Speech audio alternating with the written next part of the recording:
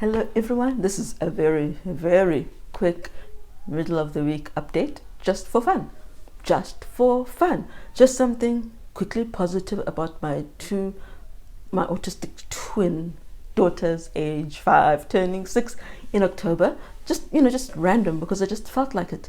Because you strangers, I have no clue who's watching this, you are my psychotherapists.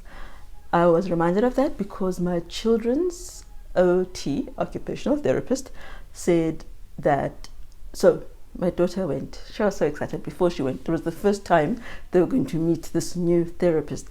And my daughter said, my 5-year-old, "Oh, Auntie Akila will love me."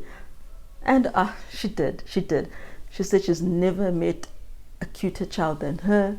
And yes, of course, there are issues, but from when she compares her to other children, she can see the input, basically, the input that has gone into my little angel.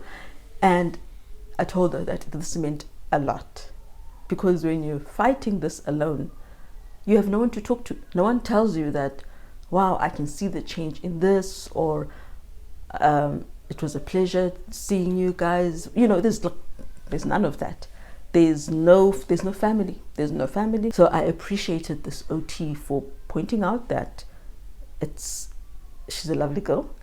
And then her response to my telling her the whole family thing was that I need a therapist myself. So how can I take care of my children if I'm not taking care of myself? So she's there to listen anytime I want to tell her anything. I don't want to go there. I don't want to, because she will be tired of hearing from me. She will get tired of hearing from me. So I won't do that. But also she said that it's a lot. And this is the part that other people always miss. Parenting, she's a parent of 3, is a lot, is hard. Being a good, intentionally good, caring, nurturing, firm mother is a lot. But then she herself said this, and then when you have special needs kids, they need you even more. And that, my friends, is one line that not a single person in my life has ever spoken. Which means no one gets it, no one understands it. They need you more. You're more. And I'm involved, as she calls me, involved in them. Of course I am. I can't not be. In the same way I am doing these videos to help someone who is also, I don't know what to do.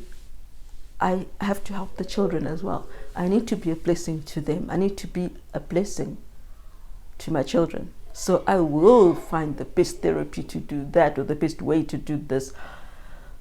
Yes. So anyway, the positive thing I wanted to say, which was going to be short, is I told you, we've put my daughter on phelinic acid, my 5-year-old, who's generally non-verbal, non-speaking. Some people still say non-verbal, so I'll say it interchangeably. And hectic ADHD, who can't tell when she's urinating and pooping, so there's no toilet training happening anytime soon. And she, as I said before, she doesn't tell you that, oh, my diaper's full now, or there's no sign that she feels anything. And as I have said before, I do believe she's low registration, like my 10-year-old daughter. The time when I told you she ran and she slipped in a puddle of water that had come from a burst geyser that we didn't know about, and she landed hard on her back, and she didn't scream, she didn't cry, she just got up and kept running like nothing had happened. Hard ceramic tile floor. So I don't know how much she can actually feel, except for things that irritate her, like a loose tooth that irritates her because she sucks her thumb. So if you can't feel, as my 10-year-old will tell you, she can't feel that her bladder is full. So how do you train a child who doesn't feel that, oh, I need to make a wee now, or my stomach needs to, evacuate itself, and can't tell you, and also doesn't want to sit down on any toilet? It's like you've tried to put her on any potty, either on the devil's hot seat. So yeah. Anyway, You know what? I keep losing my train of thought because my children are alone out there. And I just keep hearing, it's like they're coming closer and closer and closer. So I'm really distracted. I'm so sorry. But I just did want to say something nice. So, twin number one, twin A, the one who was born first, she is loving school. So she might not want to come, but when she's seated, she wants to learn. And when she has a struggle, and then I find videos for her, she will watch and re-watch those educational, super educational, because it's linked to her schoolwork, videos over and over and over again. She was struggling. We've never done first, second, third, fourth, fifth. So yesterday was the first time she actually came across the concept of first, second, third, fourth, fifth. And for her, it's not computing, even though because we're learning the first one ST, second 2 ND, that, but it's not going in. It wasn't going in for her. So I got her it seemed quite boring, children's video on ordinal numbers, and she loved it. She kept playing it, and this morning she told me that in her bed, before she went to bed last night, she was replaying the video in her head, which is creepy, but I can imagine that she literally was replaying the video. And as she walks, she says first, second, third, and I bet you she's actually picturing the one ST to, it's amazing. I love it. I love that. I love that I don't have to struggle, because I was so scared when we hit that hurdle. I mean, it's a minor thing, but I never hit any hurdles with the older two at all. Everything just flowed.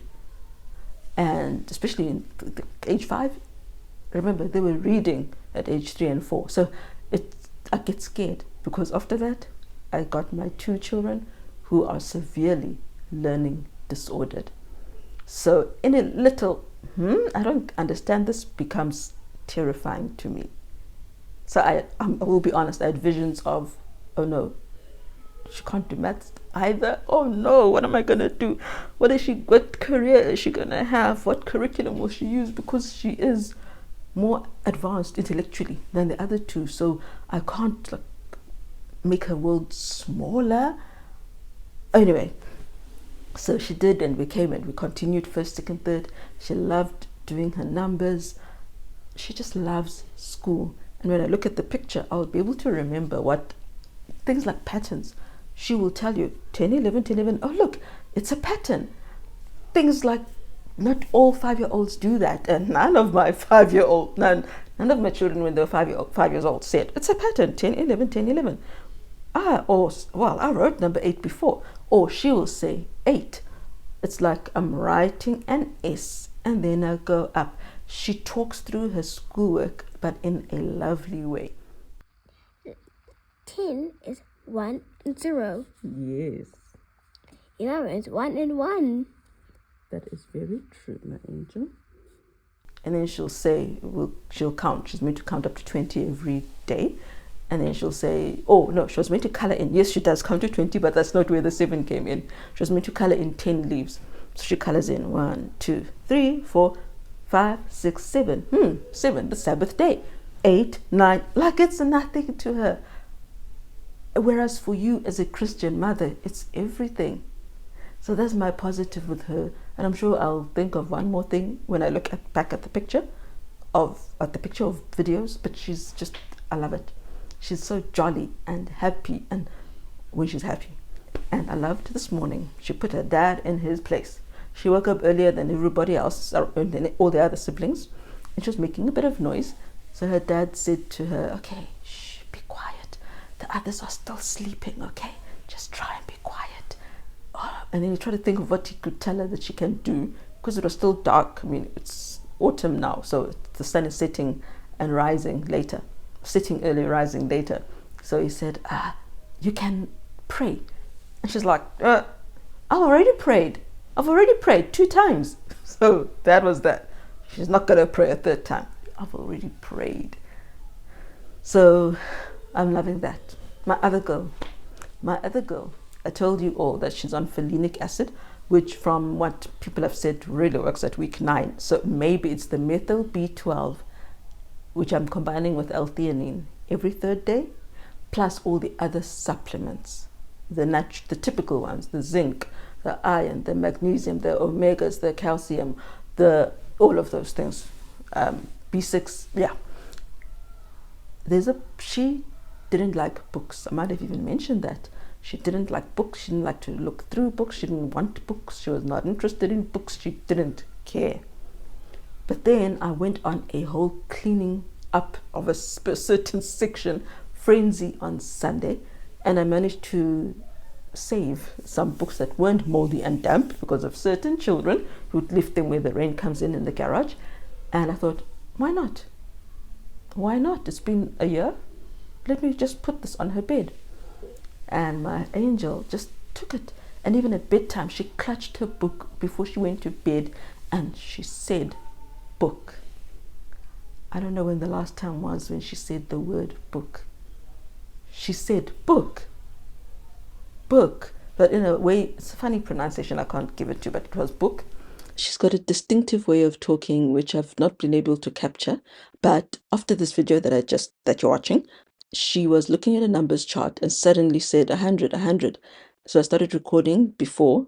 I started recording and she said 10, 10. So this is my daughter's voice. Yes. 10. Yes, there's 10. 10. Yep, there it is. There's number 10. And she just named colors and she was paging through it, and she didn't turn the page fast when I was turning the page and showing her pictures and pointing things out. She was okay with that. Before, all my autistic children did that. I would be reading or saying, oh, look, and then they just turn the page. It's like they just want to glance, and that's the fun. It is minor, but it's momentous for me. She concentrated and she loved her book and she named it. She's saying more.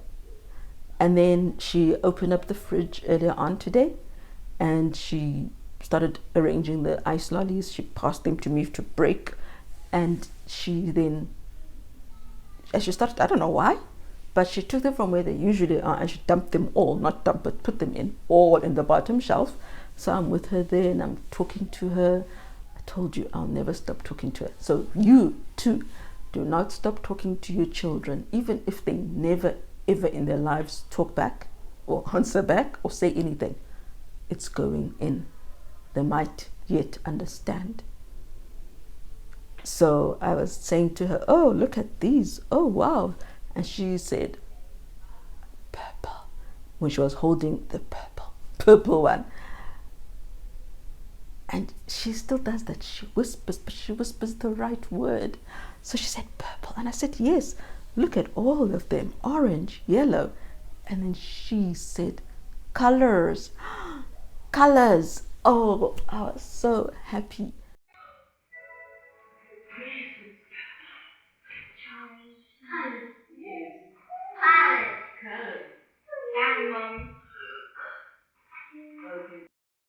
I thought I was hearing things. I told her, I love you. And then she sounded like she repeated, I love you during the weekend. And again, when her father was talking to her over the weekend, I was convinced she told him, I love you, except her pronunciation is off. You can't tell. So it's sort of like a labu. So I couldn't hear. But Marissa says that when she pulled her, Rio pulled her, and when she was pulling her to stand up, she told her, I love you, I love you. So she said, I love you. Wow. It is so rare for her to just name something she's looking at. She's still walking around saying penguin, waddle waddle, elephant, woo, pig, oink oink. She's still saying that. But to name something that she's looking at, it was beautiful. As you know, these things come and go, or rather they come and then they go for another year. But at least she said it. She said something that she was looking at, and she paid attention to a book, and she said the word book. She labeled something she's looking at, and for that I am grateful. That's my little update, midweek update. Take care.